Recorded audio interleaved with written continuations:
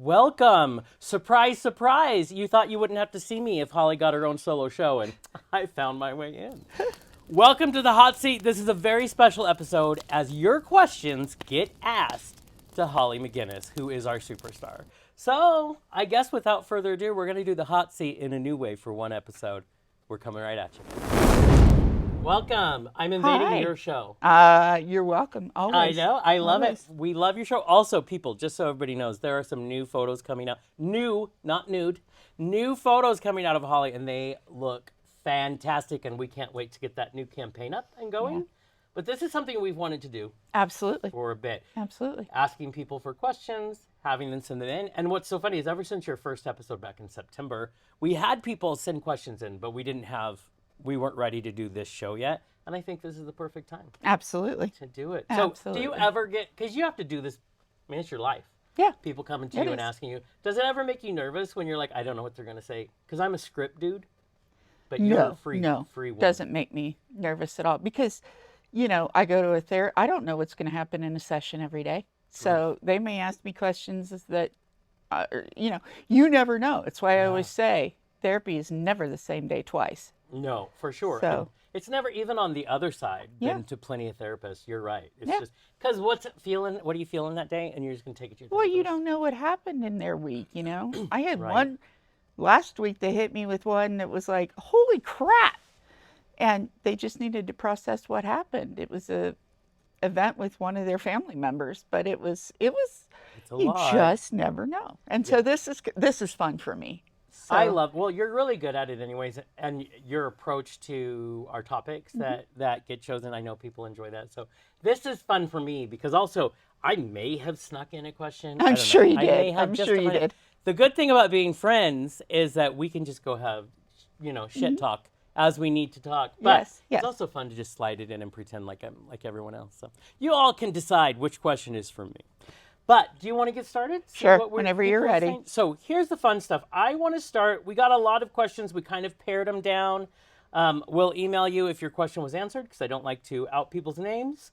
But I do want to say we have all heard of talk therapy. Mm-hmm.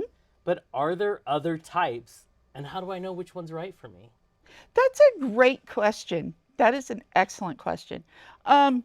There are some other mental health therapies. We can go to the extreme, but the other big one, particularly for depression right now, is the TMS, and please don't ask me what that stands for, but it's the magnetic that you can have put on your head for depression, and it's tailored for that. I don't know a whole lot about it, but that's like a physical therapy that you can have done. Usually has to be referred by a psychiatrist or a psych ARNP, and some insurances will pay for it, some won't, depending on the situation.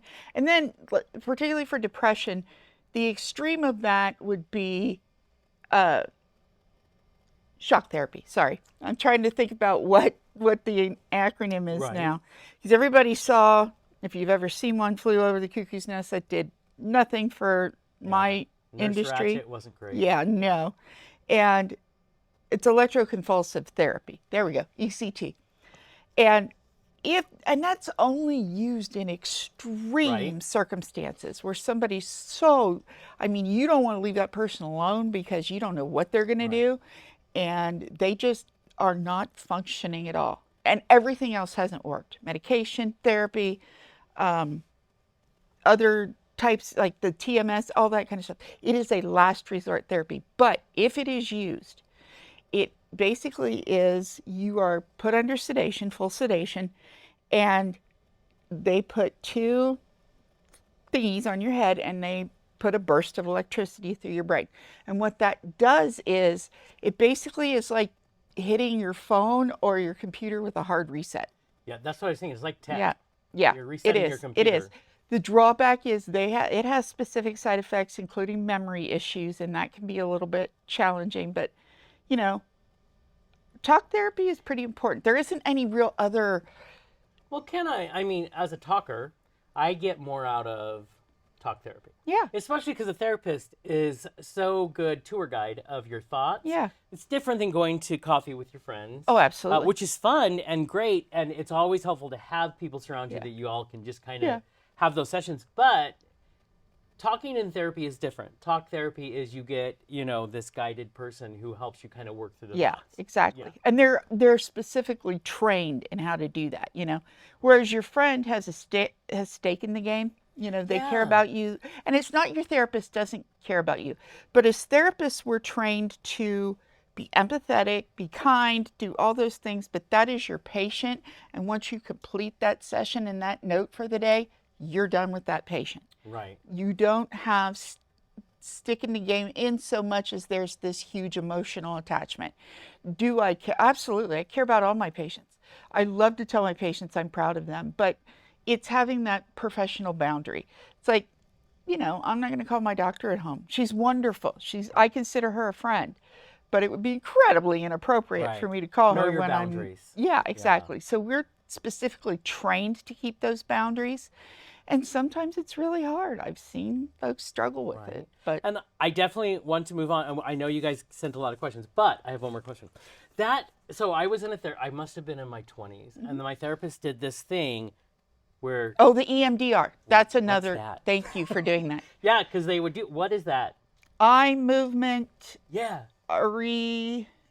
Why I does don't that remember. help? And It helps it's supposed to help distract you from trauma. EMDR is a trauma-based therapy.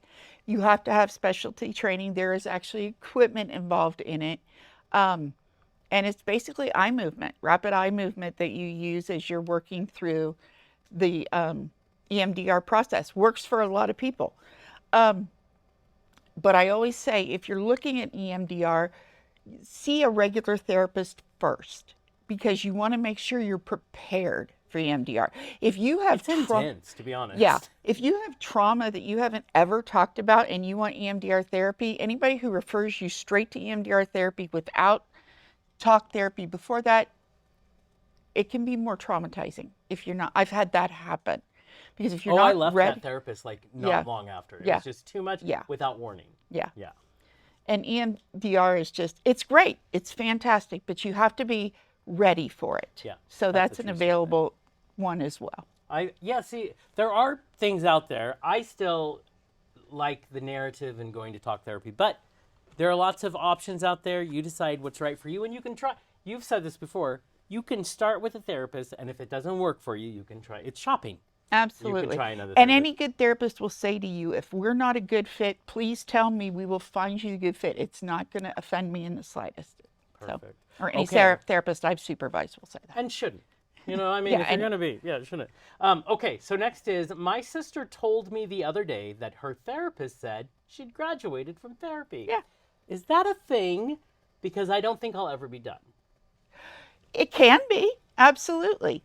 I say that when somebody's, I graduated 2 people in the last weeks. So, and understand when I say I graduated them, one of them was a short term and I knew it was going to be a short term, but one of them I've been seeing, it's not unusual if you went to therapy for trauma related issues, plan for 2 years. That's Yeah. what they tell therapists, because it's a journey. So it was supposed to be 2 years and not 20 years. That's where I got confused. Yeah, and any therapist should tell you that there's going to be a point in time where you're going to be working with your therapist and you both agree. A therapist should never push you into leaving until you're ready. So when I start to see that we're kind of winding down with when I have a patient, first suggestion I'll make is every 2 weeks. And then we'll go do that for a while. Yeah. Then we'll go once a month. And usually that lasts sometimes even after 2 weeks, they're like, you know what, I'm good. And if they tell me that, that's always a good thing. So yes, graduating therapy is a thing. And if you've been in for a while, don't beat yourself up. I was going to say, I think what happens in those situations is comparison. Yeah, don't do that. Yeah. Do not do that. Therapists have different techniques. Therapists have different styles. Therapists have different philosophies as how long you see a patient. We do it until, if you're working with me. Yeah. And so is that more specific situation based then? So it's kind of like what a medical doctor should. absolutely. They address certain Yeah. things. You get that taken care of. Is there anything else? Yeah, you can. You can. And it depends on the situation. Now, if you're doing something like what I did previously, which was military, you couldn't do more than one thing at a time. Yeah. Your therapy was supposed to be short. It's patch them up, get them out the door. I just will forever be in therapy. So I'm just like, I am more the blanket guy. Yeah. So something like this is also shocking to me. Yeah. When someone says, I'm like, you graduate? I'll never graduate. You know, But it's you okay probably either way. will. Even, and when I tell people they graduated, I also encourage them, like, in 6 months to check in with me. I call it a tune-up. Yes. Yes. And you can do that. They're never completely gone. The word we use in the professional thing is termination. And I hate that word. And there's a lot of therapists that hate that word. So instead of saying we're terminating therapy, we prefer to make it very positive and say you've graduated therapy. But it doesn't mean, again, if something comes up, you can't go back. I also think in our culture that the tune-up method should be a thing. Like, Yeah, absolutely. things happen to all of us. So periodically, even if you're so self-actualized and life is wonderful, periodically you need a tune-up. Yeah. Go in, make sure I had a everything's doing well. patient that I had completed who about a month or two ago reached out and said, hey, I'm struggling with this issue. Could we meet? Yeah. 2 sessions, fine. See, I love it. So it is possible. Oh, yeah. And it's very specific situation based. So don't think there's no way. that Yeah, no, you can you'll fix know. things and, You'll know. and be better. I love that. Always have that conversation with your therapist. If you feel that you want to know where you are in the therapeutic process, don't be afraid to ask. I love it. I feel like I've worn out a few therapists. And they're just like, No, you would have been one of the favorites, I'm sure. okay, so next on our list is this, I feel is very pertinent to probably anyone who's ever been an adult. How do I know the difference between being burnt out and being depressed? Oh, that's a good one. That's a really good question. Right? It's 'Cause kind they of, are similar symptoms. yeah. Burnout usually tends to be more focused on your job, whereas you might be able to interact with friends, interact with family, and you might be having some difficulty doing that, but you can relatively do that. But the idea of going to work, you're trying to find every way to, and a lot of the same symptoms they cross, like calling out of work a lot, not wanting to get out of bed on a work day, not doing very good at your job or taking longer to do tasks. All of those could also be depression. So it's important to maybe seek out some therapy to kind of decide if you're burning out or if it's depressed. Because the other thing about depression is if you're starting to have thoughts of hurting yourself or someone else for real, that's depression and needs to be addressed right away. And it's how it affects your life. Depression is like walking around with a cloud over your head and it's raining all the time and nothing seems Like your pretty. favorite movie with all the emotions. Oh, yes. Sadness was my favorite. Yes. But with burnout, it's more towards work. You just don't want to do work or you're overwhelmed. You might be burning out because you're working and coaching your kids' sports team and doing this activity and that activity. It might be an overall burnout or it's a job burnout. And the thing to do is how do you make it easier? And sometimes seeing a therapist can help you break those things down into smaller goals to bigger goals to the ultimate goal. Well, at the same time, I would think therapists are trained. So if you're unsure but you are worried, seeing a therapist Absolutely. can help because they're looking at your life from the outside and can break it down so can help you discover, is this depression, is this burnout? Yeah. And so I think that's smart because sometimes Yeah. in your own life things just get so muddled. Yeah. One of the ways if you're like, well, I don't want to be in therapy forever. If your company has an employee assistance plan or EAP, usually in almost every EAP, there is psychotherapy. And those are short amounts of time, 3-6 sessions, not a lot, but it would give you the opportunity, and you pay for that with your benefits, you get to go to those sessions for free. Yeah. And usually they try to have contracts with therapists who also take your insurance. So if you decide you want to continue, then you can use your insurance to do that. And they're really good. So I did this when I lived in California for a specific situation, and the ones I dealt with were all very kind, and you know from the beginning how many sessions they're looking, but they really help you get to the point where by the end of those 6 or whatever sessions, okay, now let's look at the plan. Yeah. Like, do you need further? But it's very helpful, and if you work for a corporation at all, almost 100% of them have this. Yep. It's the smaller businesses, you just don't know if they were able to get that plan, but it's worth it. I guarantee. Absolutely. Also, I love, so if you know me at all and seen any of my shows, I'm all over the place, so you're welcome.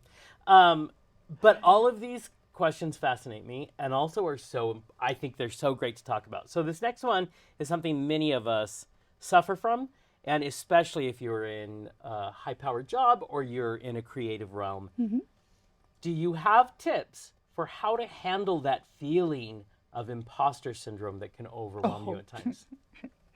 Yeah, the pseudo-social worker until she passed her boards after the second time taking them. Imposter syndrome is so hard. And it's important to realize that look at how the people around you are reacting. You know, I used to have it quite bad. And it was when I was still, because when you get a license like mine, you have to carry an associate license first, get all your hours of practice in, and then you can test for your boards and get fully licensed. So I think that, but then when I was in associate status, I was also in another trainee status for my other license. And I felt very, especially with the substance use work. But then I started paying attention to how other people reacted. Were my patients making progress? It started to become where, my boss at that particular thing, that particular business was, didn't like me very much because everybody came to me to ask questions. And it was like, okay, maybe I do know what I'm doing. But I get the imposter syndrome is hard, especially after you've been to school, if you or training for whatever job you're doing. You've been in a classroom and you've learned all the book work, so to speak, or the training that you did in your trade. But now getting out into the real world can be really tough. And our brains are we're so hard on ourselves. So imposter syndrome can be big. But and not to be a Debbie Downer, but don't you think culture also plays a part? Because people don't want you to think you're good at something. Yeah. So they will spend time also trying to sow seeds of doubt in your head about what makes you think you can do that. Yeah. So you're battling both sides. And Yeah. so sometimes, that's why I'm so impressed with people who are able to master this, not letting it take you down. Yeah. When I finally came to a point where I was resolving that, the way I talk about it is this. I know, because none of us want to admit we're good at what we do. I mean, I knew I would be good at something like this. Looking back, when everybody else told me in high school, the psychology class you could take senior year was hard, and I aced it. The psychology teacher was floored. And I did it throughout college as well. Psychology, sociology, easy peasy for me. But other people were like, this is so hard. I'm like, okay. But you look at yourself and say, I know that I'm good at what I do, but I'm never too good to learn. And if you can do that, that'll help your imposter syndrome go farther away. And allow yourself the ability to be proud of yourself. Absolutely. You know what I mean? Absolutely. Go ahead and give yourself permission. In my world, I talk to people about name yourself. This wishy-washy, if you want to be a writer and you write, you're a writer. And start naming who you are, and it helps to build a confidence that maybe you didn't have before. Absolutely. I love that. This is a kind of a cumulative, and I agree with everything we've been talking about, but from a different angle. How do I support someone I love who struggles with their mental health without burning myself out? Oh, That's important. a hard thing. So important. So important. I've had those questions many times. And it gets tricky with me because if the patient hasn't given me permission with the releases of information, it can be really challenging. But having someone in your life who has a mental illness is really hard. And I have somebody very close to me who deals with this. And I deal with it too in that situation because I'm sort of family. I'm the auntie. It is desperately hard to watch, and it's desperately hard to watch somebody who, because there's specific illnesses, but many times people who with mental health problems, particularly things like bipolar, schizophrenia, things that cause psychotic issues, will get the idea that psych medication is just like regular medication. I feel better, therefore I don't have to take it anymore. And when you have a family member who does that, it's exceptionally hard to set boundaries. So the only thing you can do is set boundaries. You have to decide how this is going to look for you. And have somebody you can talk to. This particular person has me to talk to, but I also highly encourage support groups. NAMI, National Association for Mental Illness, it sounds like a government group, but it's not run by the U.S. government. So a lot of people are not wanting to use any of like the CDC or the SAMHSA or any of the government. And I understand that. I won't even use them when I, sorry, I put my hand over the microphone. So anyway, NAMI is a really good support. And if you go on their website, they can guide you to support groups for caregivers, for lack of a better term. You may not be a caregiver, you may be just a member of the family, but family groups, those kind of things, because they're important.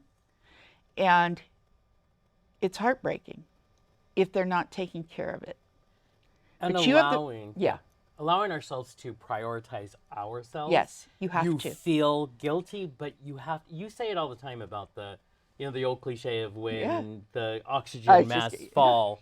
It's the same type thing, because if you love them so much and you want to be helpful, if you are wrecked, how helpful can you be? The analogy I like to use is, when you get on a plane, you're pushed back from the gates and all that, and you're kind of bumping along to the runway. You're in the middle of the safety briefing. And what I'll do with a patient or somebody, I'm like, what's going on in the fuselage or in the cabin? And most of them don't remember because they don't pay a damn bit of attention. But they start, I go, well, what do they talk about if something happens, if there's a sudden decompression of the cabin? Oxygen mask drop. What do they tell you to do first? And almost everybody remembers that. Put your oxygen mask on first before you can help anybody else. Hypoxia is like that. And it will, I just got the okay because my airplane guy is here and I did that right. So I'm very proud of myself. See, I love it. The airplane guy, camera guy, sound guy. Yeah. All of the guys. And my son. One person. So. Yeah, and see, so many in one. Also, I want to say that it can also be situational. If absolutely. you have a friend who's going through a lot in a moment of time, and they rely on you a lot. Sorry, April. That's hard. That can be because you're trying to find a way. But so it's also situational, and that's okay too. And it's also okay to have boundaries in those situations if you're feeling overwhelmed. And it is also okay for you to go to therapy. That is a very good reason to seek therapy. And to the person who sent the question in, I hope it's going okay. It's really hard to deal with mental illness, but it can be done. But ultimately, remember, it is very hard for them it's very hard to prove that somebody doesn't know what's going on around them and the choices that they're making. And you cannot force them to do anything. The law in this state is danger to self, danger to others before you can get them hospitalized. But don't be afraid to try. If you think you believe they're a danger to themselves or somebody else, call 988, call 911. They'll bring a DCR, designated crisis responder, to where you are and deal with your person and decide if they need to be hospitalized, because we have to do it in a clinical sense. But don't ever be afraid to do that. If you think it's a dangerous situation, reach out for help. But do take care of yourself first. Very much so. This next one is very interesting. It comes from my community, well, our community really, the queer community. And it's a young man wrote in and said, I'd love to hear more about eating disorders within queer men, but especially binge eating disorder. I'm a queer guy and I've struggled with BED for years. Yeah. I've attended treatment programs. It's just hard to find one that is specific to them. Yeah. They're a person of color. Yeah. They're men that deal with this, and in this society, we don't necessarily, like, everybody needs to address those things in their life, but we don't look at men as being able to. It's like if men are sexually assaulted, they are less likely to report that. Yep. But so if you're looking for specific, like, how does someone like this queer man, how do you find something that you feel like is going to reflect you so you feel a little more comfortable? Yeah. I did some research, and I am in the Pacific Northwest in Washington State. So I'm going to talk a little bit about a place that you can go or contact and see about treatment. They have 2 offices in Washington, one in Oregon, Edmonds, Tacoma, and Portland. It's called the Center for Discovery, and the website is centerfordiscovery.com. They have an LGBTQ program. It's very, they're very, I mean, if you go to their website, they break everything down and what they do and all of that. But in a situation with a binge eating disorder, because sometimes that can be harder to find treatment for, there is medication for it. And you want a therapist. First, you're looking for a therapist. If they can do what I do, which mine says LGBTQIA2S, because I don't want to leave any of them out.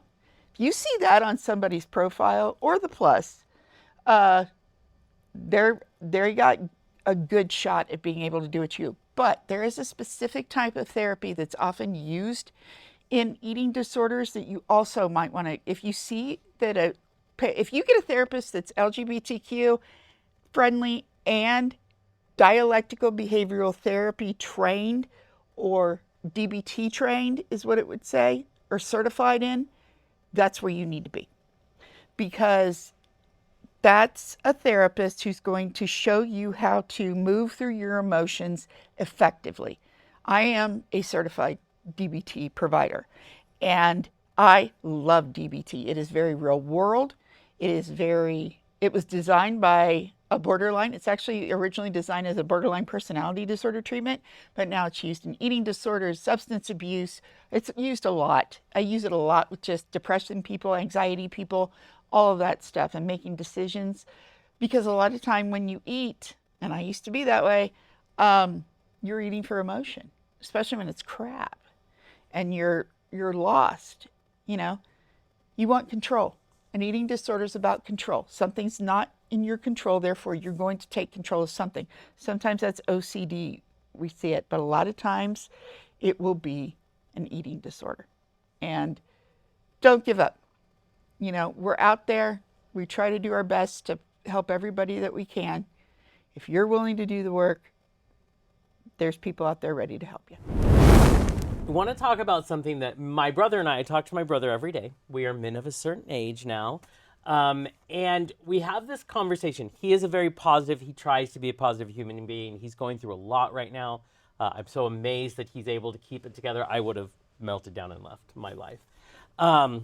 It's very hard. But I have the same things. And I think as we get older, my brother and I have this theory, it's harder not to get lost in anger, not to get lost in that frustration. Yeah. What is, for anybody who goes through this, what's the healthiest way to deal with anger when it comes like that? It comes in waves. Well, it depends on what you're angry about, Life, maybe? Because, there's an impotent rage, I think, that happens as we get older. Because there's so much around us that we can't do anything about. We can't Why control. give a shit then? I don't know. You got to come to a point in your life where giving a shit is just too much energy. You and you've heard me talk about the fuck it all. Yes. Women that turn 50 usually end up very quickly going to fuck it all. I mean, I'm very much fuck it all. If you're not, I won't even really pay too much attention somewhat to the news, but I'm like, unless a certain person is dead and we have a new president that isn't J.D. Vance, I don't give a shit. I mean, I do give a shit, right. But I'm not going to get stuck on it. There's nothing I can do about that, because if I spend all my time getting stuck on that, I spend a lot of my therapy hours helping people understand that. Yeah. So, you get to a point where you're seeing, I think part of that impotent rage is, I think we all have it to a certain extent. I think so, yeah. And when we watch our kids or younger people in our lives or people that we see who are like on the TikTok and Yes. Instagram Don't and get me stuff, wrong, I just love it, doing but- stupid shit. And we look at you and go, why are you doing that stupid shit? Why are you the way that you are? Yeah. And sometimes it can be really like, okay, whatever. Yeah. And my favorite saying, it's an old one. I remember being it said to me when I was younger, and now I completely understand it. Youth is wasted on the young. Yeah, God, I do think back to, if I really could go back and know what I know now. Yeah. That would be so Exactly. good. But you don't learn lessons Yeah. that way. It's just not worth it. Look at what you have around you. And the other way you can deal with that is looking for what makes you grateful. And so my brother and I practice that every morning. Yep. Like if we feel that we're going down that rabbit hole, we'll Yeah. stop and say, this is what I love about, because you can get lost. Yeah, in it absolutely. if you Rabbit allow hole yourself. city. Yeah, and I do find, well, as I get older, I am with that it takes a lot of energy to give a shit. Yeah. But I do, and so it's that balance. The other thing I tell my brother all the time is we have to find pieces of joy. You have to find Absolutely. things that you allow to be part of your life that you love. If you can get a couple of those things, it gives you a place to release. Yeah. Right? But it isn't, I'm not going to say it's easy. We did an episode called Joy is an Act of Resistance. Go watch that episode. I it's talk just a the lot last about, one, I think. yeah. I talk a lot about, finding your joy, finding what makes you happy, finding what you can do in spite of the shit show going on around you. Because it's just not worth not having joy in your life. If you can't have joy, then all the bad stuff wins. Yeah. And then why are we even putting up with it? But Yeah. we need to find our reason. Yep. You need to find, Yep. I'm not telling you to go dig out your purpose because that's a very big job. Yeah. But go find the reasons. Yeah. Yeah, Yeah. I agree with that. Okay, so I want to start off with the very first line of this email, which is, first off, I'd like to say that I love the hot seat with Holly. We love comments like that. If that's the only kind of comment, you don't have a question, you can send those in all day long. Those are beautiful encouragements, I Thank believe, you. for this show. So this is I'm going to try to kind of parse this down. It was a very long email that I appreciate, and you can always send long emails, but for the sake of the show. So this is a person that has a cousin who several years ago transitioned to she, her pronouns, Okay. and then later transitioned again to they, them. Okay. So this person doesn't interact with their cousin as much as their mom interacts with their cousin, but they find it difficult. It sounds like this person is trying, Yes. but yes. they find it difficult It for is. this. And one of the questions they ask is, what if you accidentally address someone by the wrong pronoun, and it's someone that's close to you, or even someone at, as a cashier at the store? I feel like saying, oh, sorry, feels too dismissive, but I don't know how to address it. No, actually, first of all, that's exactly what you should do. I actually did that last night. I was at an event, and there's somebody I love very much who goes by they, them, and is okay with, actually, it's basically he, they. Yeah. And I used the wrong pronoun. And as soon as I did it, I apologized. Now, that person wasn't there when I did it, but their sibling was and was getting ready to correct me before I corrected myself. But don't be afraid to apologize for that.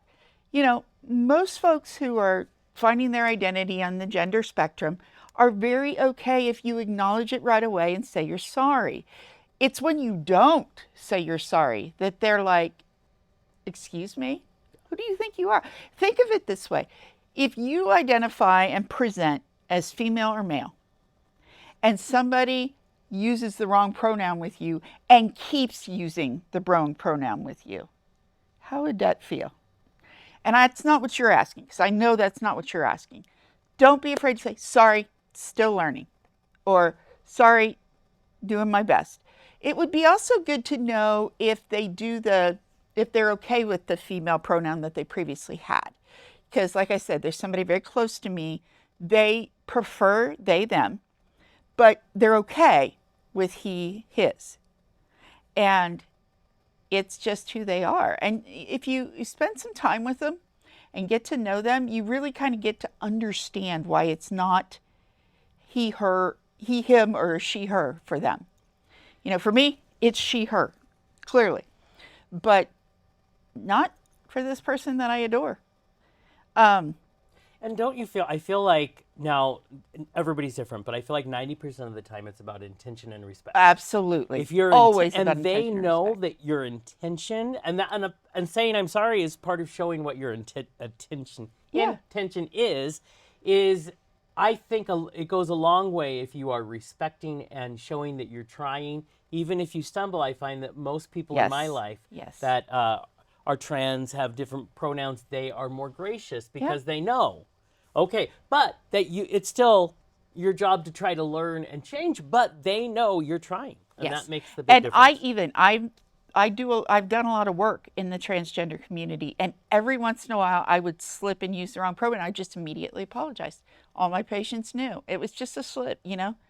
And everything takes us learning. Yeah, you know? Absolutely. It just takes practice. Yeah, and I want to respect everyone, so I'm always like, thank you for telling me. I want to make sure that, you know, and it's a beautiful thing. Yeah. And you can tell the difference between the jerks and the people who actually care. Yeah. So another question that came in is there any insight you can provide on how this group of individuals think? For me as a heterosexual female, I find it difficult to put myself in that mind space. Mm-hmm. That's an interesting question, So if we think of gender on a spectrum, you know, when we were kids, if a little girl liked to play baseball, race cars, ride motorcycles, climb trees, do things like that, wouldn't wear anything but jeans, and that we called them a tomboy. You know, it was a phase. And it's actually kind of I often was called a tomboy as a kid. You know, our gender is on a spectrum. And for folks who are non-binary, they kind of sit in that middle area where they have parts of them that are more feminine, parts of them that are more male. I identify as a female, he, she, her. I'm a lesbian, but there are things that people see as man-like that are more towards my masculine side a little bit. Cars, motorcycles, football. What else?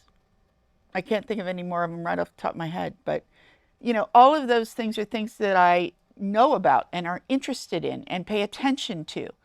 And that doesn't make me any less of a she, her. It's just who I am.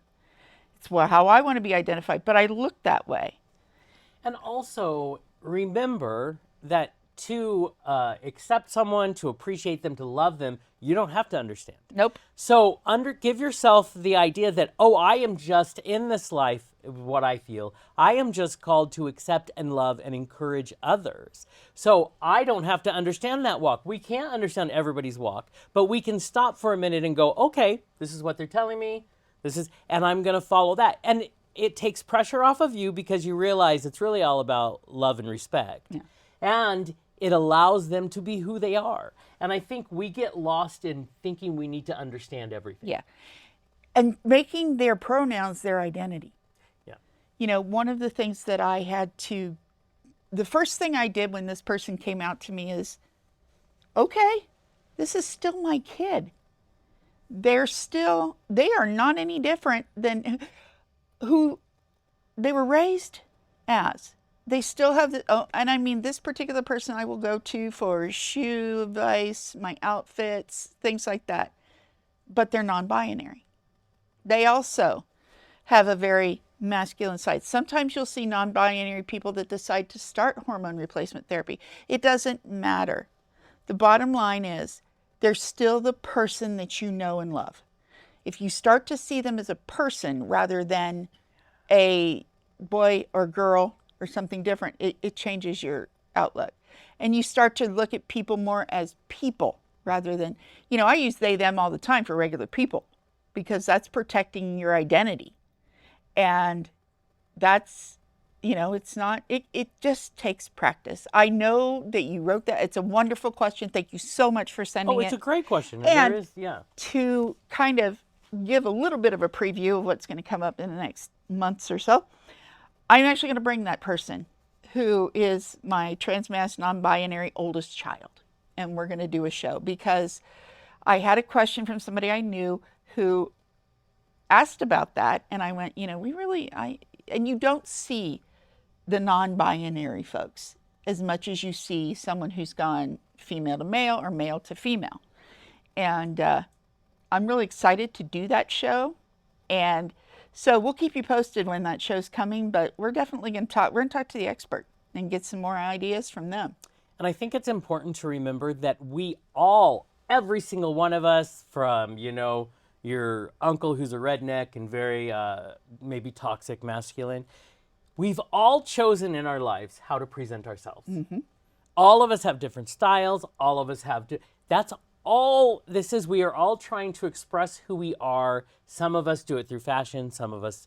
So remember that. So when you're looking at someone, remember they're just like you. And we are all just finding the way to express that part of us. Okay, so this is an interesting question. I think anxiety feels, and I don't know if it's just because we have more internet and socials, but I do feel like it's so big anymore. It just keeps getting bigger, and that's a little scary. And especially if I have anxiety, it's very scary because I have it. I have very high anxiety. It's gotten worse over time. I currently cannot leave the city I live in. I can only go on certain routes in my town. I have no idea how to get a grasp of it. I have been in therapy off and on, but I can't seem to change. Okay. Thoughts? It's a lot like OCD behavior. It is anxiety. OCD is an anxiety, and if you don't know what OCD is, obsessive compulsive disorder. Find a therapist that has training in OCD. OCD is really something that you can manage pretty well. It's just nobody likes the therapy that it is because it's exposure therapy. And it's not uncommon, especially when things around you feel very out of control.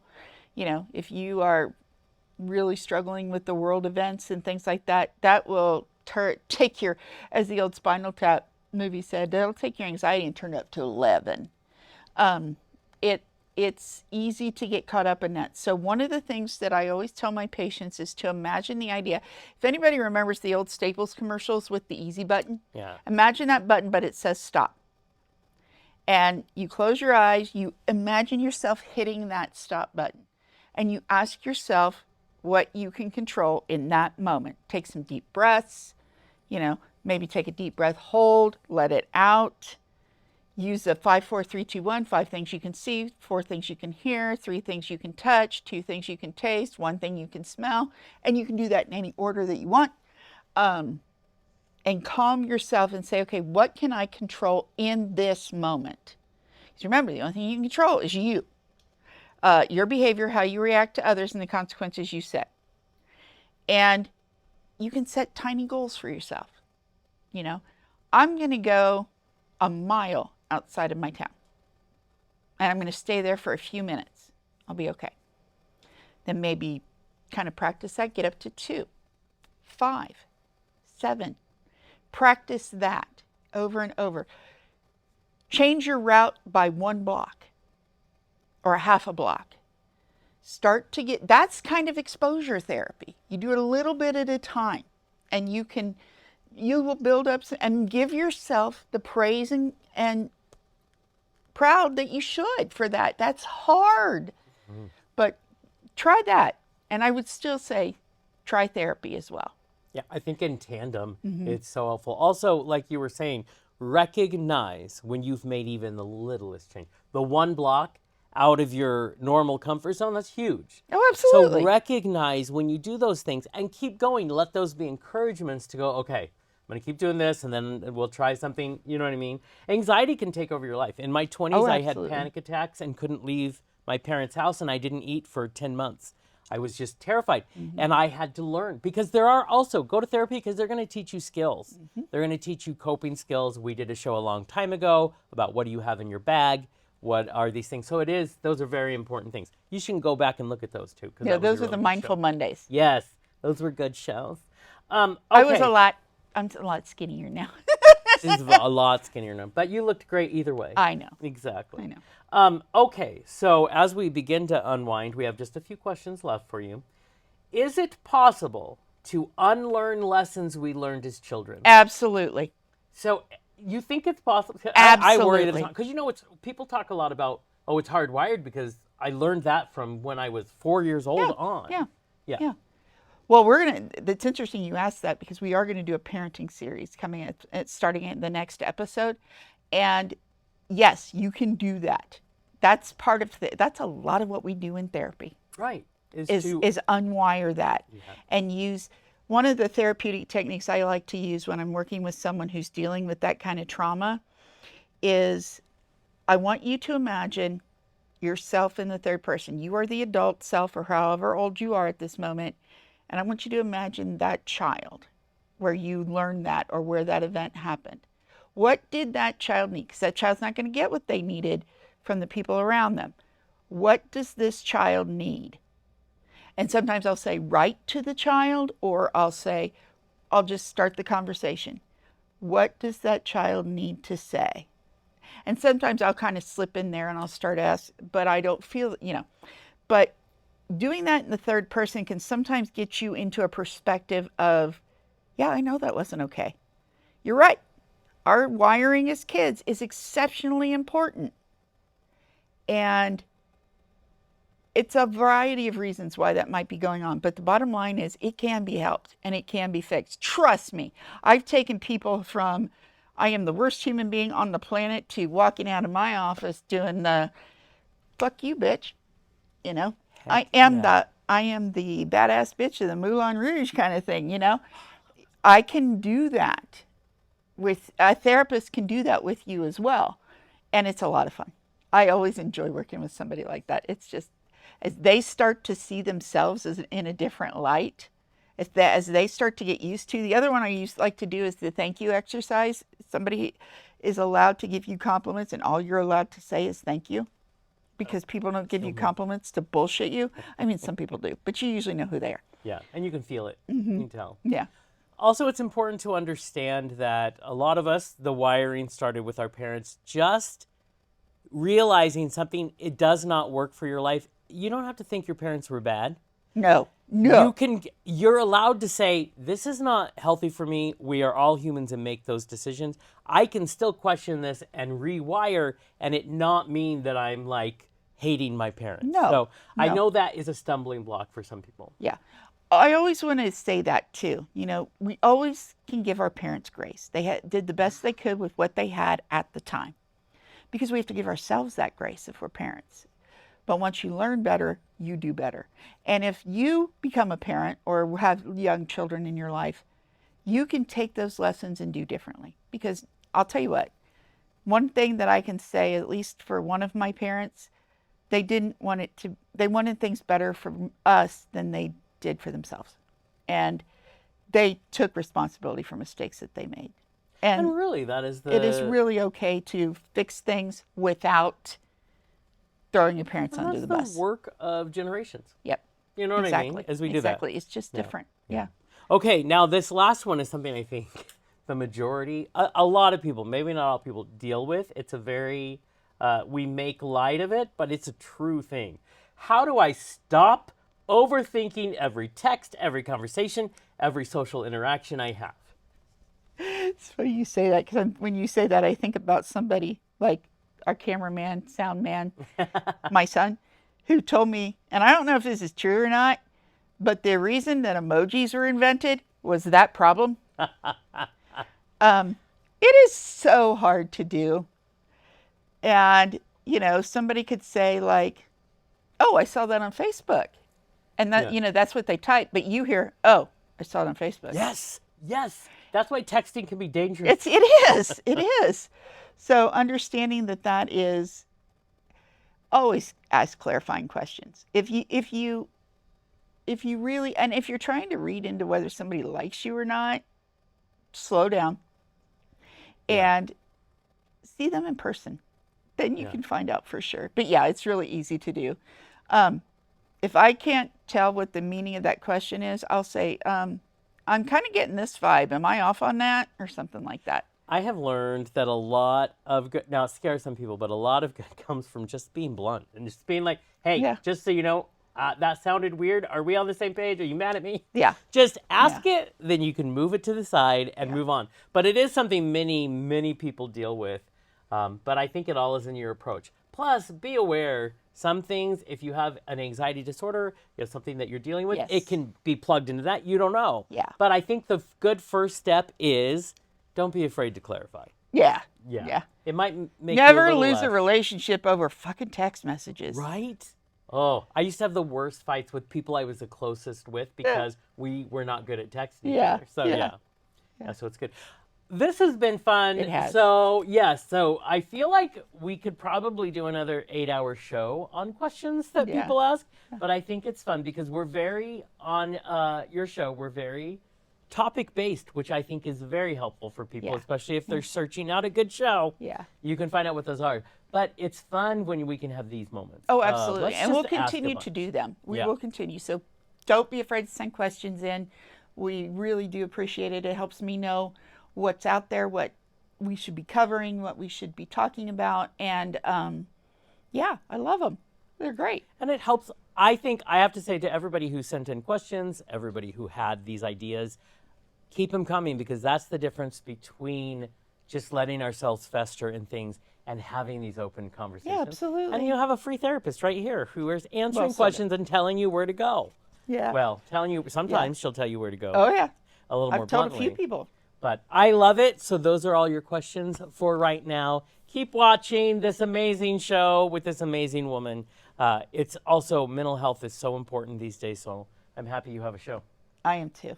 Thank you, Johnny, for doing this with me. I always enjoy when we do this together. We have far too much fun. Yes, we do. And I love it. And we should always have far too much fun. But I will let you close it because it's your show.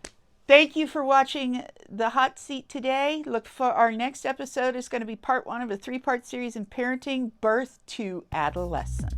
See you next time. Bye. Bye.